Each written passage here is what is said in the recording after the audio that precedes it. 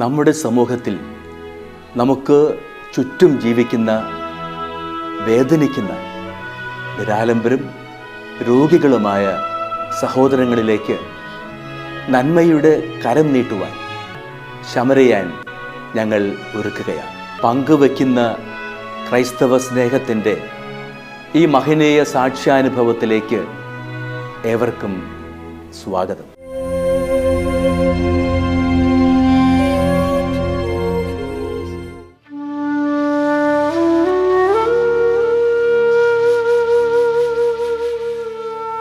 കരുണയുടെ സ്നേഹഹസ്തവുമായി ശമരിയൻ ഇന്ന് കടന്നു ചെല്ലുന്നത് കോട്ടയം വാകത്താനം ഗ്രാമപഞ്ചായത്തിൽ 17-ാം വാർഡിൽ താമസിക്കുന്ന താനിക്കുന്നേൽ ഭവനത്തിൽ ഗീവർഗീസ് എന്ന 18 വയസ്സുകാരൻ്റെ വീട്ടിലേക്കാണ്.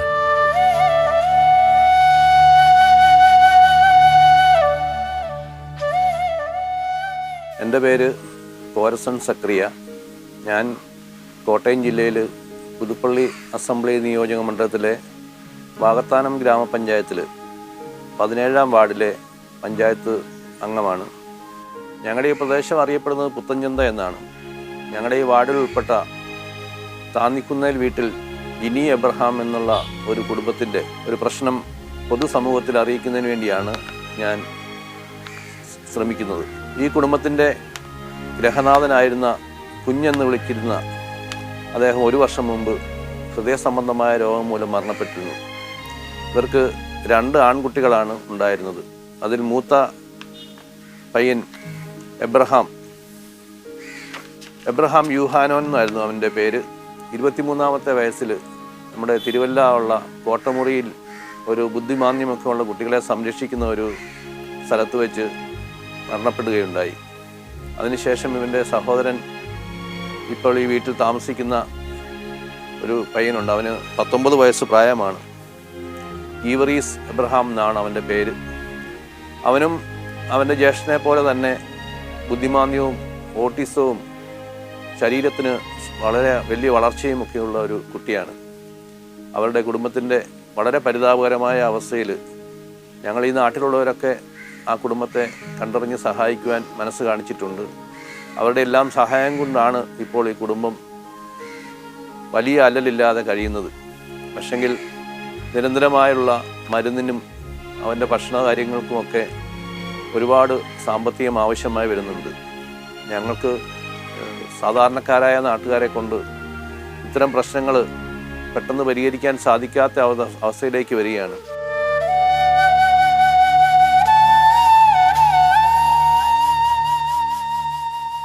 ഗീവർഗീസ് ജന്മന ശാരീരിക രോഗവും ഓട്ടിസവും ബാധിച്ച് ബുദ്ധിമാന്ദ്യവും തല വളരുന്ന പ്രത്യേകതരം രോഗവുമായി ഇവിടെ കഴിയുന്നു.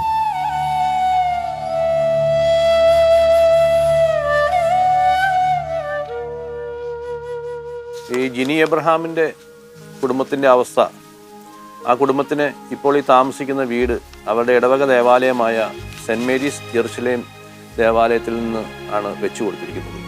അതുകൂടാതെ അനുദിനമായി വന്നുകൊണ്ടിരിക്കുന്ന ചെലവുകളും മരുന്നുകളുടെ ചെലവുകൾ, ഭക്ഷണത്തിൻ്റെ ചെലവുകൾ, ഇതുമൊക്കെ ഈ ദേശവാസികളായ പലരുടെയും സഹായത്തോടെയാണ് ഇപ്പോൾ നടന്നുകൊണ്ടിരിക്കുന്നത്. ഈ വീട്ടിനുള്ളിലിരിക്കുന്ന പല ഉപകരണങ്ങളും, അവർക്ക് മേലാത്ത കുഞ്ഞിന് കിടക്കാനുള്ള കട്ടിലുൾപ്പെടെയുള്ള എല്ലാ സാധനങ്ങളും പല രീതിയിലുള്ള ആൾക്കാരിൽ നിന്ന് സഹായത്തിലൂടെയാണ് ഇവിടെ ലഭിച്ചിരിക്കുന്നത്. അനുദിനമായിട്ടുള്ള ചെലവുകൾ എന്ന് പറയുമ്പോൾ ഈ കുടുംബത്തിന് ഒരു തരത്തിലും സ്വന്തമായ നിലയിൽ താങ്ങാൻ പറ്റുന്നതല്ല. ഈ കുഞ്ഞിനെ ഒറ്റയ്ക്ക് എങ്ങും യാത്ര ചെയ്യാൻ പറ്റത്തില്ല, ഒറ്റയ്ക്ക് ഒരു കാര്യവും സാധിക്കാൻ പറ്റത്തില്ല. അവൻ്റെ ദൈനംദിന ജീവിത പ്രശ്നങ്ങളെല്ലാം അമ്മയുടെ സഹായത്തോടു കൂടിയാണ് നടന്നു പോകുന്നത്. അമ്മയ്ക്ക് അവനെ വിട്ട് ഒരു നിമിഷം പോലും ഈ വീട്ടിൽ നിന്ന് പുറത്തേക്ക് മാറുവാനുള്ള സാഹചര്യമില്ല. അവൻ്റെ ഭക്ഷണകാര്യങ്ങളിലും അതെല്ലാം വാരിക്കൊടുക്കണം.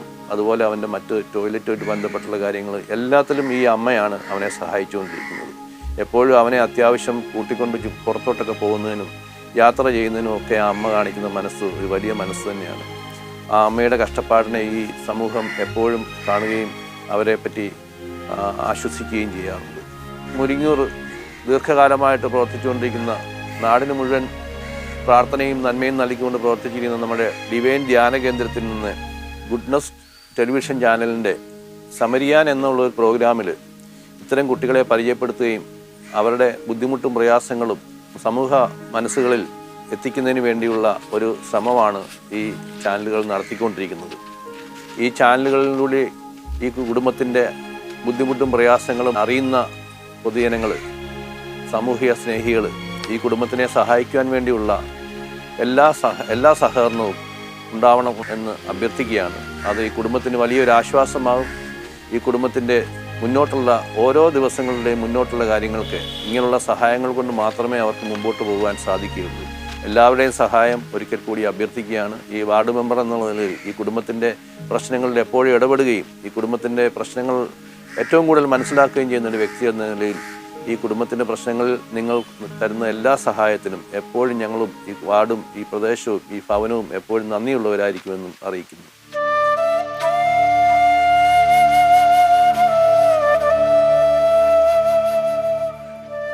ഗീവർഗീസിന്റെ അമ്മ ജിനിയാണ് താങ്ങും തണലുമായി എന്നും കൂടെയുള്ളത്. ഭർത്താവും 2 ആൺകുട്ടികളും അടങ്ങുന്നതായിരുന്നു ഇവരുടെ കുടുംബം. മൂത്ത മകൻ എബ്രാഹാം യൂഹനോസ് ശാരീരിക മാനസിക രോഗത്തെ തുടർന്ന് മരണമടഞ്ഞു. ജിനിയുടെ ഭർത്താവ് എബ്രാഹാം ഹാർട്ട് സംബന്ധമായ രോഗം മൂലം മരണപ്പെട്ടു. തൈറോയിഡ് രോഗവും ശ്വാസമുട്ടലുമായി ജിനിയും ഇന്നൊരു രോഗിയാണ്.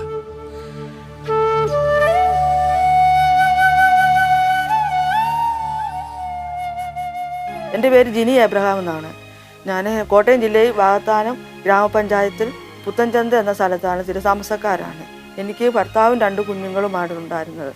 ഭർത്താവ് 2022 ഹാർട്ട് സംബന്ധം അസുഖത്തോടെ കോട്ടയം മെഡിക്കൽ കോളേജിൽ വെച്ച് മരിച്ചുപോയി. പിന്നെ മൂത്ത മോൻ യുഹാനോ എന്നാണ്, എബ്രഹാം യുഹാനോ എന്ന് അവൻ്റെ പേര്. അവന് പുതുജീവൻ ടെസ്റ്റ് ഹോസ്പിറ്റലിൽ അന്തേവാസിയായിരിക്കും. അവന് മാനസികമായ പ്രയാസമായിരുന്നു, അവനും മരിച്ചുപോയി.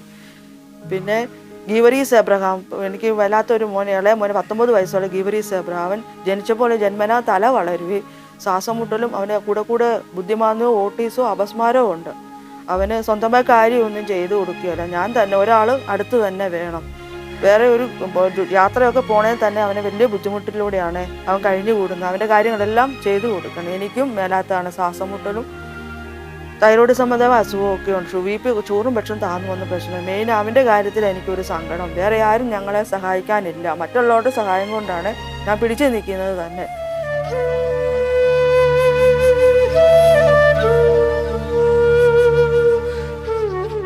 ഗീവർഗീസിന്റെ ഈ രോഗാവസ്ഥയിൽ എപ്പോഴും അടുത്ത് ഒരാൾ നിർബന്ധമായി വേണം. അസുഖമാണെങ്കിലും ഒരു ജോലിക്കും പോകാനാകാതെ മകനു വേണ്ടി ഈ അമ്മ ഇന്നും ജീവിക്കുന്നു.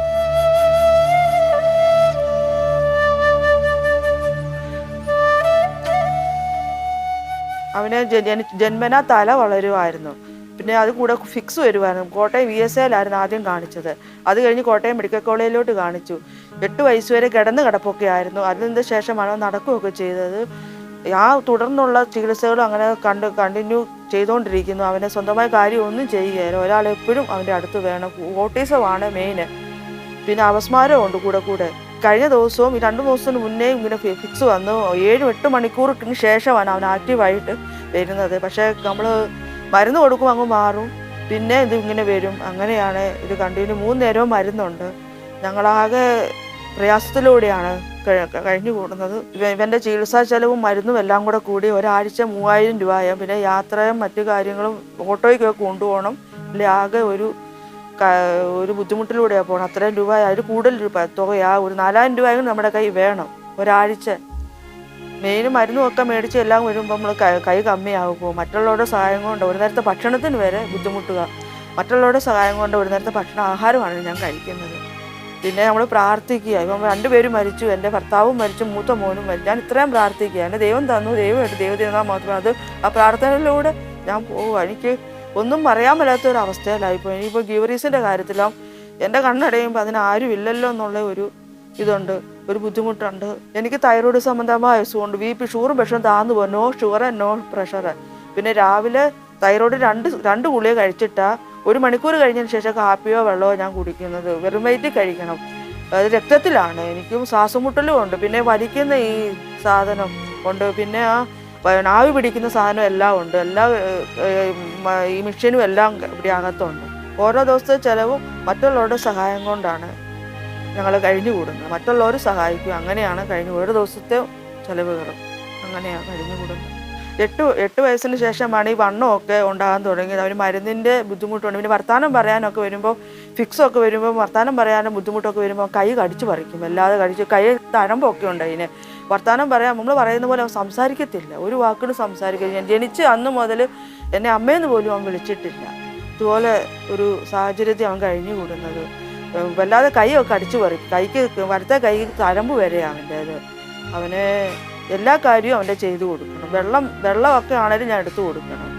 എല്ലാ സർവ്വതും അവൻ്റെ എല്ലാ കാര്യങ്ങളും ഞാൻ ചെയ്തു കൊടുക്കണം.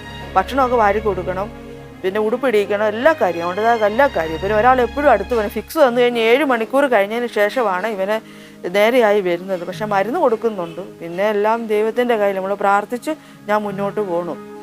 എൻ്റെ ഈ കുഞ്ഞും ഇങ്ങനെ ഉള്ളൊരവസ്ഥയായി പോയി. മറ്റുള്ളവർ ഞങ്ങളെ സഹായിക്കണം, നമുക്ക് വേണ്ടി പ്രാർത്ഥിക്കുകയും ചെയ്യണം. ഞാനൊരു രോഗിയാണ്, തൈറോയ്ഡ് സംബന്ധമായ മേലാഴികയും ഒക്കെ ഉണ്ട്. ഞാൻ മരുന്നൊക്കെ കഴിച്ചുകൊണ്ടിരിക്കും. ശ്വാസം മുട്ടലും ഈ വലിക്കുന്നതൊക്കെ ഉണ്ട് എനിക്ക്. പക്ഷേ അന്നേരം എനിക്ക് ജോലി ചെയ്യാനോ ഒന്നും പോക്ക് നടക്കില്ല. ഇവനെ ഇട്ടേച്ചൊന്നും പോക്ക് നടക്കില്ല. പണ്ടൊക്കെ ഞാൻ പോകുമായിരുന്നു, ഇപ്പോൾ എനിക്ക് ഒട്ടും പോകാൻ മേല. എൻ്റെ ഭർത്താവും മൂത്ത മോനും മരിച്ചു ഞാൻ ആകെ തകർന്നു പോയി. പിന്നെ പ്രാർത്ഥന മാത്രമേ ഉള്ളൂ. എനിക്ക് എന്ത് പറയണം എന്നുള്ള ഒരു മനസ്സിന് ഭയങ്കര പ്രയാസമായിരിക്കും. ഞാനിവനെ പ്രാർത്ഥന ഞാൻ കരയാനോ എടുക്കാനോ ഒന്നും അവന് സമ്മതിക്കത്തില്ല. അവന് വലിയ സങ്കടം എൻ്റെ മുഖത്തോട്ട് നോക്കി തന്നെ ഇരിക്കും. അവന് പള്ളിയിലൊക്കെ ഇപ്പോൾ പ്രാർത്ഥനയ്ക്കൊക്കെ പോയാലും ഞാൻ കരയുവാണെങ്കിൽ വലിയ ബുദ്ധിമുട്ടാണ്. പിന്നെ അവൻ്റെ ചേട്ടൻ്റെയും അവൻ്റെ അപ്പൻ്റെയും കവറടുത്ത് പോയാലും ഞാൻ സങ്കടപ്പെടുന്നു കരയുന്നു അവന് കാണാൻ മേല. എൻ്റെ കണ്ണ് നനയുന്ന അവന് വലിയ സങ്കടം. ഞാൻ കരയുന്നില്ല ഈ അവസരത്തിൽ. എല്ലാം ദൈവഹിതം, എല്ലാ ദൈവത്തോടും ഞാൻ സമർപ്പിച്ച് മുന്നോട്ട് ഞാൻ പോവുക. ഞാൻ മറ്റുള്ളവർ എനിക്ക് ജോലിക്കോ ഒന്നും പോകാൻ മേല. അതിനെ ഇട്ടിട്ട് കുഞ്ഞിനെ ഇട്ടിട്ട് ഒരാളെപ്പോഴും അടുത്ത് വേണം.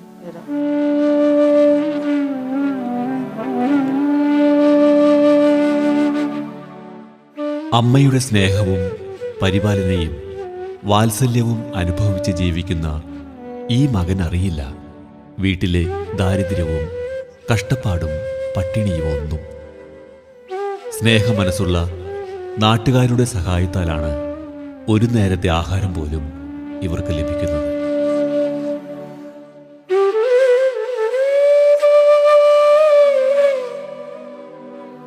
ശമരിയാൻ എന്ന പ്രോഗ്രാമിലൂടെ ഞങ്ങളുടെ ഈ അവസ്ഥ കണ്ട് ഞങ്ങൾക്ക് വേണ്ടി പ്രാർത്ഥിക്കണം, ഞങ്ങളെ സഹായിക്കണം എന്ന് വിനീതമായി ഞാൻ അപേക്ഷിക്കും. എനിക്ക് വേണ്ടി പ്രത്യേകം പ്രാർത്ഥിക്കാം. ഞാൻ കരയാൻ പോയ എൻ്റെ കുഞ്ഞ് തളർന്നു പോകും. ഞാൻ പ്രാർത്ഥന മാത്രമേ ഉള്ളൂ. എവിടെയെങ്കിലും പോവുകയൊക്കെ ചെയ്യും. എൻ്റെ കണ്ണ് നിറയുന്നവൻ ഞാൻ എവിടെ കൊണ്ടുപോകും അവനെ. ഞാൻ മാറ്റി നിർത്തത്തില്ല എവിടെ. പിന്നെ മരണസ്ഥലത്ത് മാത്രം അവനെ കൊണ്ടുപോവുകയല്ല. അവൻ്റെ ചേട്ടനും പിന്നെ അപ്പനും മരിച്ചതിൻ്റെ ഒരു ബുദ്ധിമുട്ട് അവനുണ്ട്. മരണസ്ഥലത്ത് മാത്രം കൊണ്ടുപോകും. അല്ല പള്ളികളിലും എല്ലാം ഞാൻ കൊണ്ടുപോകും അവന്. പക്ഷെ അവന് ഞാൻ കരയുന്നത് തന്നെ അവന് ബുദ്ധിമുട്ടാണ്.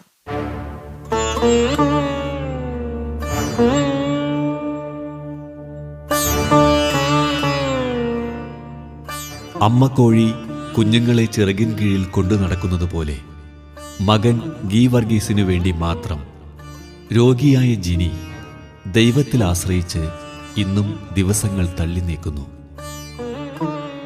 ഈ പ്രോഗ്രാം കാണുന്ന സന്മനസ്സുകളുടെ പ്രാർത്ഥനയും ഈ കുടുംബത്തിനു വേണ്ടി ഒരു കരുതലുമുണ്ടെങ്കിൽ ഗീവർഗീസിനെ സഹായിക്കാൻ നമുക്കും ഒരുമിച്ച് കൈകോർക്കാം, പ്രാർത്ഥിക്കാം.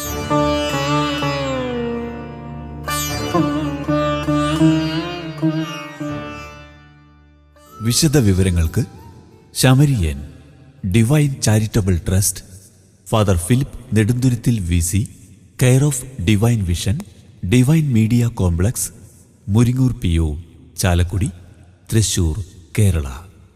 പിൻ 680309. ഫോൺ 048027000893.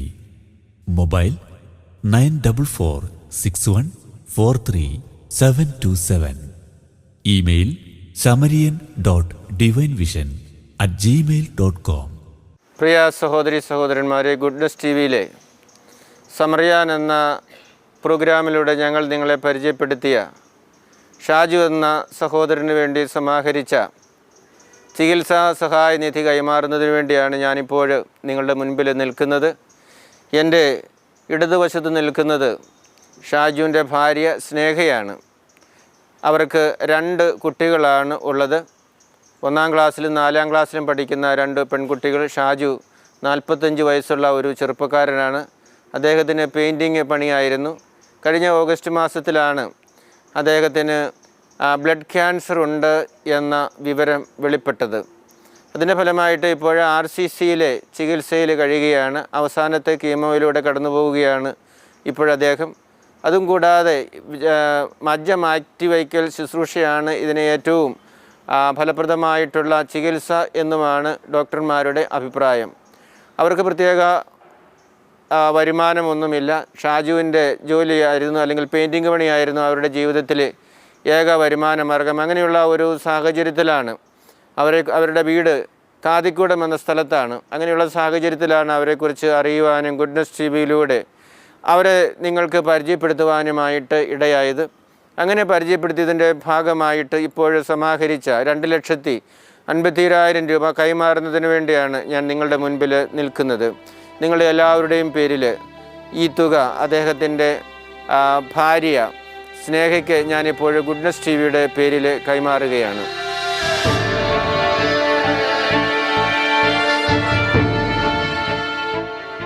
പ്രിയ സഹോദരി സഹോദരന്മാർ, ഗുഡ്നസ് ടിവിയുടെ പേരിൽ നിങ്ങൾക്കെല്ലാവർക്കും നന്ദി പറയുവാനായിട്ട് ഞാൻ ഈ അവസരം വിനിയോഗിക്കുകയാണ്. നിങ്ങളെല്ലാവരും ഈ പരിപാടിയോട് വളരെ ആത്മാർത്ഥമായിട്ട് സഹകരിച്ചതുകൊണ്ടാണ് ഇത്രയും വലിയ ഒരു തുക സമാഹരിക്കുന്നതിനും ഇപ്പോൾ കൈമാറുന്നതിനും ഞങ്ങൾക്ക് സാധിച്ചത്. എനിക്കറിയാം, ഇതിനെ സംഭാവന ചെയ്യുന്നവരെല്ലാം വളരെ പാവപ്പെട്ടവരും അന്നത്തെ അപ്പം കണ്ടെത്താൻ വേണ്ടി കഷ്ടപ്പെടുന്ന ആളുകളുമൊക്കെയാണ്. കഴിഞ്ഞ ദിവസം പണം തരാനായിട്ട് വന്ന ഒരു അമ്മച്ചിയോട് സംസാരിക്കാനായിട്ട് എനിക്കിടയായി. 80 വയസ്സിന് മുകളിലുണ്ട്. അപ്പം എന്നോട് പറഞ്ഞു, പൈസ തരുന്നതൊന്നും മക്കൾക്ക് ഇഷ്ടമൊന്നുമില്ല, അപ്പം അത്രയ്ക്ക് സാമ്പത്തികമായിട്ട് ഉയർന്ന ആളുകളൊന്നുമല്ല ഞങ്ങൾ. എങ്കിലും ഞാൻ തരുന്നത് എന്തുകൊണ്ടാണെന്ന് അച്ഛനറിയാമോ? എനിക്ക് ഒരു രോഗം വരുമായിരുന്നുവെങ്കിൽ, ഞാൻ ആശുപത്രിയിൽ പോയി കിടക്കേണ്ടി വരുമായിരുന്നെങ്കിൽ ഇതിലും കൂടുതൽ കാശ് എനിക്ക് ചിലവഴിക്കേണ്ടി വരുമായിരുന്നല്ലോ. ദൈവം എന്നെ അനുഗ്രഹിച്ചുകൊണ്ടല്ലേ, സംരക്ഷിച്ചതുകൊണ്ടല്ലേ എനിക്ക് ആരോഗ്യത്തോടുകൂടി ഇരിക്കാനായിട്ടും സ്വന്തം കാര്യങ്ങൾ ഈ 84-ാം വയസ്സിൽ ചെയ്യുന്നതിനായിട്ടും സാധിക്കുന്നത്. അതുകൊണ്ടാണ് അച്ഛാ ഞാൻ ഇങ്ങനെ എനിക്ക് കിട്ടുന്ന ചെറിയ പെൻഷനും കാശുകളുമൊക്കെ ഇതിനു വേണ്ടി ഞാൻ തരുന്നത് എന്നോട് പറയുകയുണ്ടായി. അപ്പോൾ പ്രിയപ്പെട്ടവർ, മറ്റുള്ളവരുടെ വേദനകൾ, ദുഃഖങ്ങൾ ഒക്കെ കാണുമ്പോഴാണ് നമുക്ക് ദൈവം നൽകിയ അനുഗ്രഹങ്ങളെക്കുറിച്ച് ഓർക്കുവാനും ദൈവത്തിന് നന്ദി പറയുവാനും മറ്റുള്ളവരെ സഹായിക്കണം എന്നുള്ള ഒരു ചിന്ത നമ്മുടെ മനസ്സിലേക്ക് വരുന്നതിനുമൊക്കെ ഇടയാകുന്നത്. അങ്ങനെയുള്ള ആളുകളാണ് ഈ പരിപാടിയോട് സഹകരിക്കുകയും ഇതിനോട് ആത്മാർത്ഥമായിട്ട് പങ്കുചേരുകയും ചെയ്യുന്നത്. അങ്ങനെയുള്ള എല്ലാ ആളുകളെയും ഞാൻ ഈ അവസരത്തിൽ നന്ദിപൂർവ്വം ഓർക്കുകയാണ്, നിങ്ങൾക്ക് നന്ദി പറയുകയാണ്. നിങ്ങളെ ദൈവം സമൃദ്ധമായിട്ടും അനുഗ്രഹിക്കട്ടെ എന്ന് പ്രാർത്ഥിക്കുകയാണ്. ആയുസ്സും ആരോഗ്യവും നൽകി ദൈവം നിങ്ങളെ അനുഗ്രഹിക്കട്ടെ. നിങ്ങളുടെ ജീവിതത്തിൽ സന്തോഷവും സമാധാനവും സമൃദ്ധമായിട്ടും ദൈവം നിങ്ങൾക്ക് നൽകട്ടെ എന്ന് പ്രാർത്ഥിക്കുകയാണ്. ഇനിയും ഇതുപോലെയുള്ള സംരംഭങ്ങളുമായിട്ട് ഞങ്ങൾ നിങ്ങളെ സമീപിക്കുമ്പോൾ തീർച്ചയായിട്ടും നിങ്ങളെല്ലാവരും ഞങ്ങളുടെ കൂടെ ഉണ്ടായിരിക്കും എന്ന ഉറച്ച ബോധ്യവും ഞങ്ങൾക്കുണ്ട്. അതുകൊണ്ടാണ് വർഷങ്ങളായിട്ടും ഈ പരിപാടി തുടർന്നുകൊണ്ട് പോകുന്നതിനായിട്ട് ഞങ്ങൾക്ക് സാധിക്കുന്നത്. ഒരിക്കൽ കൂടി ഗുഡ്നസ് ടിവിയുടെ പേരിൽ നിങ്ങൾക്കെല്ലാവർക്കും നന്ദി പറയുന്നു ഞാൻ. അതോടൊപ്പം തന്നെ ഈ ഷൈജു എന്ന സഹോദരനെ ഇനിയും നിങ്ങൾ ഓർക്കുകയും പ്രാർത്ഥിക്കുകയും ചെയ്യണമെന്ന് അഭ്യർത്ഥിക്കുകയും ചെയ്യുകയാണ്. ദൈവത്തിന് അസാധ്യമായിട്ടൊന്നുമില്ലല്ലോ. ദൈവത്തിൻ്റെ ശക്തമായ ഇടപെടലാൽ ആ സഹോദരന് പൂർണ്ണ ആരോഗ്യത്തിലേക്ക് കടന്നു വരുന്നതിനും കുടുംബത്തെ സംരക്ഷിക്കുന്നതിനുമുള്ള കൃപയും അനുഗ്രഹവും ദൈവം നൽകണമേ എന്ന് നമുക്ക് തുടർന്നും പ്രാർത്ഥിക്കാം. നിങ്ങളെല്ലാവരെയും ദൈവം സമൃദ്ധമായിട്ടും അനുഗ്രഹിക്കട്ടെ. നന്ദി. സമറിയാൻ എന്ന ഈ പ്രോഗ്രാം കണ്ട് ഞങ്ങളുടെ കുടുംബത്തിനെ സഹായിച്ച എല്ലാവർക്കും ഗുഡ്നസ് ടിവിക്കും ഞങ്ങളുടെ കുടുംബത്തിൻ്റെ നന്ദി രേഖപ്പെടുത്തുന്നു.